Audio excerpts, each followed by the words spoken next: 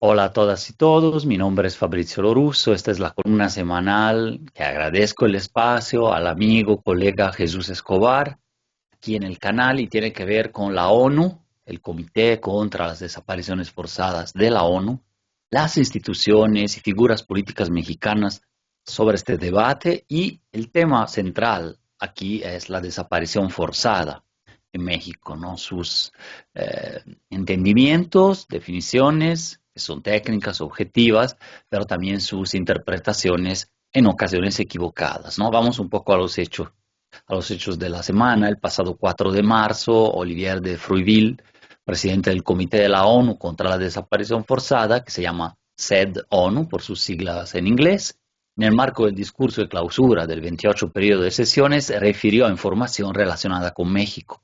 Su pronunciamiento se ha ganado en medios de comunicación nacionales, internacionales, mucha tinta, así como comentarios y comunicados profusos y críticos desde instancias políticas y de gobierno, como la presidencia, congresistas, la dirigencia nacional de Morena, la Secretaría de Gobernación, el Senado y la misma CNDH. A la par también se ha difundido información confusa, parcial, instrumental, dependiendo del medio de comunicación, de los sesgos políticos, de los actores en juego y de sus acusaciones o interpretaciones sobre la actuación o las frases del Comité de la ONU contra las Desapariciones Forzadas, ¿no? Repitiendo un patrón cíclico histórico de desconocimiento o desestima, cuando menos de la problemática de las desapariciones en México, nuevamente el debate en la arena pública se ha orientado al sensacionalismo y a la partidización de un lado y del otro. La tensión entre actores internacionales y nacionales, entre bullicios mediáticos que nos confunden y cierto tipo de soberanismo muy recargado, al menos en esta ocasión, va en detrimento de una sana discusión acerca de las mejores prácticas y políticas públicas integrales que se requieren sobre las desapariciones, ¿no? Por otra parte, se hace a un lado lo más importante, los diálogos abiertos, ¿ya? Por ejemplo, por la Secretaría de Gobernación con los colectivos de búsqueda de personas, ¿no? Los cambios planteados, las reformas legales que están ahí ahorita discutiéndose, las peticiones concretas de las víctimas se dejan a un lado, también las instancias internacionales han hecho peticiones, etcétera, entonces pasan en segundo plano por el debate que hay en lugar de ser el centro de la discusión o eventualmente de la crítica. Entonces, también hay peticiones de la sociedad ante la persistencia de graves violaciones a derechos humanos y violencias que a menudo es complicado hasta definirlas o comprenderlas en su dimensión y contexto inmediato y de larga data, es decir, su permanencia desde finales del siglo XX y recrudecimiento desde la guerra al narcotráfico de Calderón para acá. Parte del debate se ha centrado ahora en torno a si la desaparición es o no es una política del Estado mexicano, desaparición forzada, con el gobierno y el Senado empeñados en negarlo tajantemente. En efecto, hay que decir, hoy en día sería difícil demostrar que existe una política de Estado centralizada, una estrategia desde la federación o alguna entidad para desaparecer forzadamente a personas o disidentes, como sucedía en la segunda mitad del siglo XX con la contrainsurgencia o la guerra sucia. Sin embargo, el Comité de la ONU fue muy cuidadoso, nunca afirmó esto como tal, ni se necesitaba, en mi opinión, una respuesta al respecto en este momento tan fuerte y con esos tonos adoptados, por ejemplo, por la CNDH o el Senado. Esta última, la CNDH, ha publicado un comunicado el 6 de abril, abriendo, digamos así, este debate, pero desde una postura en parte equivocada, por así decirlo, ¿no? Y que dice, rechazamos que se viva una crisis de desapariciones en México y más aún que éstas sean consecuencia de una política de Estado. Habría que definir primero qué significa crisis y si la situación de México más bien ya se puede considerar tristemente endémica, estructural en cuanto a desapariciones. La crisis indica picos, ¿no? En cambio aquí ya los picos, los puntos críticos los hemos vivido, pero estamos ya en otro nivel que es de crisis permanente quizás, o ya de desapariciones como fenómeno de violencia epidémica, como se le dice, de epidemia de violencia, ¿no? Es decir, se trataría de una crisis, pero normalizada y permanente. Pero bueno, más allá del término, si es una crisis de desapariciones, no es lo que ha dicho la ONU, entonces no fueron sus palabras, ¿no? Entonces, tampoco habló que son consecuencia de una política de Estado, como dice la CNDH. Entonces, en el comunicado pues, están hablando de otra cosa, las autoridades, digamos en este caso la CNDH.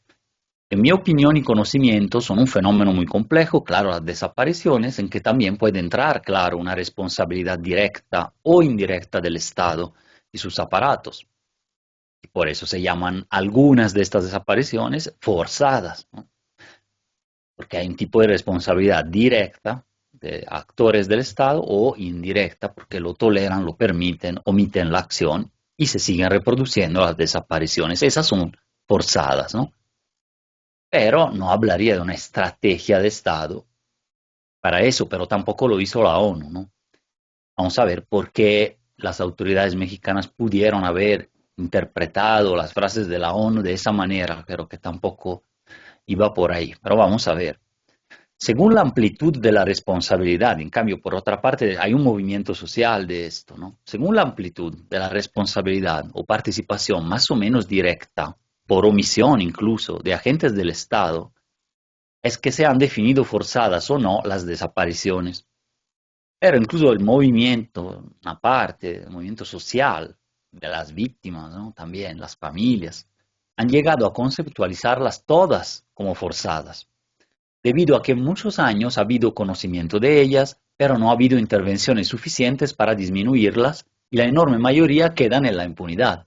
Ese patrón de impunidad, más el hecho de que no han disminuido y que en muchos casos y territorios ya el Estado conoce que se realizan y las tolera en algunos de esos casos, pues hacen hablar de que pueden ser todas forzadas incluso. Pero sin llegar a eso, vamos a ver qué agregó la CNDH, digamos, en contra de las frases de la ONU, que ahorita vamos a ver a detalle también lo que dijeron. Dice, creemos que el posicionamiento del presidente del Comité contra la Desaparición Forzada de la ONU está totalmente descontextualizado de las razones que motivan la persistencia de las desapariciones en nuestro país y se apartan de lo que debiera ser un juicio serio de las condiciones que se viven actualmente en México. La respuesta de las instituciones mencionadas resulta hasta contraproducente, sobre todo para un poder ejecutivo y un poder legislativo que justo ahora están proponiendo cambios legales importantes en estos días. Yo creo que el mensaje de la ONU lo va a propiciar y acelerar, entonces va a servir de algo, y están comenzando las autoridades justo a trabajar con los colectivos en las reformas, ¿no? Veamos, las palabras del presidente del Comité ONU tienen consecuencias concretas, particularmente porque México es signatario de la Convención Internacional para la Protección de todas las personas contra las desapariciones forzadas desde el 23 de diciembre de 2010. El funcionario en Ginebra habló de una situación preocupante, la mexicana, para la cual se han estado aplicando 3 procedimientos previstos en el mencionado tratado, ya desde hace años, digamos desde las presidencias, 3 presidencias antes, ¿no? O sea, Calderón, Peña Nieto y López Obrador. Uno, y poco a poco entraron en vigencia y de hecho fue la presidencia de López Obrador que ratificó, apoyó y terminó de implementar que estos procedimientos que voy a leer funcionen efectivamente en el país. Uno, las acciones urgentes, ¿no? Que son como peticiones al comité de que apoye con la búsqueda y que las autoridades nacionales rindan cuenta, la fiscalía, por ejemplo, rindan cuenta de lo que hace, según el artículo 30. Otro es el procedimiento de comunicaciones individuales del artículo 31, que también se activó recién. De eso no hay muchas, hay centenares, yo creo más de 600 acciones urgentes. Entonces, toda acción urgente es una comunicación al comité de lo que está sucediendo. Es el propio pueblo que lo señala, las víctimas, los colectivos, las organizaciones, y les dice, mira, aquí sucedió esto y probablemente es una desaparición forzada.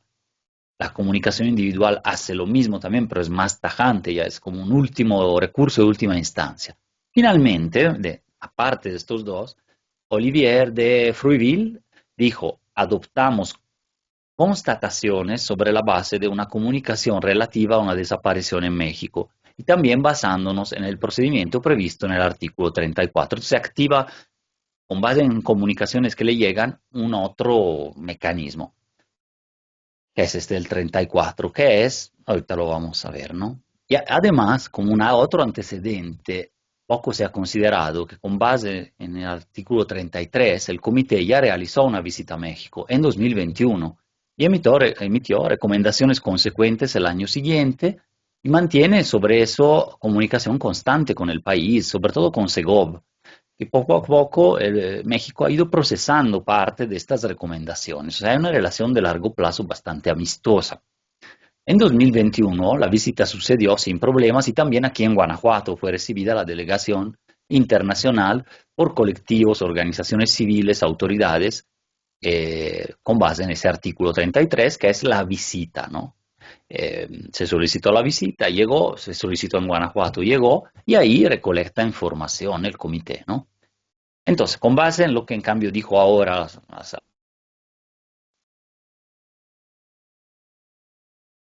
al respecto, el gobierno de México rechazó el sábado 5 de abril que haya una política de desaparición de personas por parte del Estado. Dijo un comunicado también de Cancillería, el gobierno de México rechaza las declaraciones de integrantes del comité en torno a la supuesta práctica de desaparición forzada por parte del Estado. Dijo la Cancillería, casi la misma afirmación y formulación de la frase se lee en el preámbulo de las reformas legislativas que envió la presidenta al Senado sobre esta materia. Y es que toda desaparición, si es forzada, y hablamos de desapariciones forzadas, implica participación directa o por omisión del Estado, ¿no? Entonces no es que se puede negar la práctica de desaparición forzada por parte del Estado, porque si es forzada es por parte del Estado. Es redundante o confuso decir así. Pero el comunicado de la Cancillería agrega asimismo que el gobierno mexicano no consiente, permite o ordena la desaparición de personas como parte de una política de Estado. Y acá, digamos así, tendría razón. Es decir, probablemente no hay una política de Estado para desaparecer. Y en eso, pero el comité no lo dijo. ¿De dónde se puede extraer eso? Pues del hecho de que habló de sistemáticas, ¿no? Y en lo sistemático puede incluir esto de la política de Estado, pero no necesariamente. La declaración entonces del gobierno es imprecisa porque en México podemos concordar sobre el hecho de que ya no existe una política de Estado de este tipo, de desaparición forzada, ¿no? Aunque en algunas entidades y con algunos actores armados legales, es decir, fuerzas militares, policías, sí desaparezcan a personas. Existe esta desaparición forzada porque funcionarios públicos, etcétera, la siguen haciendo. Eh, o bien consienten a que grupos criminales lo hagan, ¿no? No en todos los casos, no en todos los más de 126.000 casos registrados oficialmente de desapariciones en el país, en el registro, está claro que en todos esos casos no son todas desapariciones forzadas, pero de manera sostenida, masiva, generalizada, sí las hay, y también las hay, en estos casos, de forma sistemática, ¿no?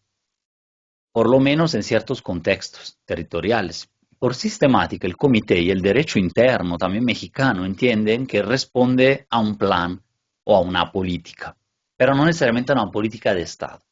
Este plan, estrategia o política, como fue el plan Telaraña en Guerrero en 1974, ¿no? Para desaparecer a disidentes, lo cual las izquierdas populares, políticas, lo han padecido, ¿no? Se lo conocen muy bien. O como en la Argentina de la última dictadura, ¿no? Eh, pero también puede ser el plan, no de ese tipo, sino un plan de una organización armada criminal, un cártel, con cierto control territorial, que actúe ahí con las desapariciones con omisión, aquiescencia, consentimiento, conocimiento del Estado o de una parte del Estado. Aquí supongo está la clave para comprender que si hablamos de, o el SED, Comité ONU, habla de desapariciones forzadas generalizadas o sistemáticas, es porque ha recibido información coherente de este tipo. Finalmente, por el artículo 34, quiere conocer de parte del Estado que no es un gobierno, ni en los últimos dos, ni en los últimos tres gobiernos como tal, ni es el Congreso o el Senado actual, es el Estado mexicano en su continuidad y trayectoria como actor internacional, ¿no? Entonces no es una cosa del gobierno actual. Entonces, más allá de las polémicas, el gobierno agregó que en apego a sus obligaciones atenderá las solicitudes de información que remita el comité. En realidad, a pesar de las explicaciones imprecisas o falaces que ha dado en los comunicados, al final se dice dispuesto a colaborar el gobierno actual como representante en este momento del Estado mexicano, entre otros, ¿no? Pero no como identificar, ¿no?, el gobierno con el Estado.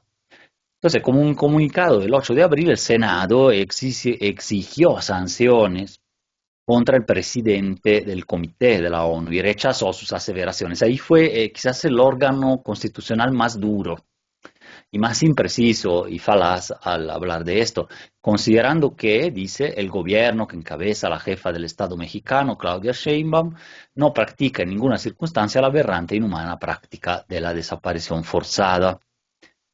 La ONU ha emitido a su vez después una aclaración para no suscitar malos entendidos. Lo que pasa es que el comité no ha hablado del gobierno mexicano como autor de las desapariciones o de una política estatal concertada como en la Guerra Sucia, sino que se refirió a agentes del Estado, ¿no?, funcionarios, policías, etcétera, que han operado antes y después del actual gobierno.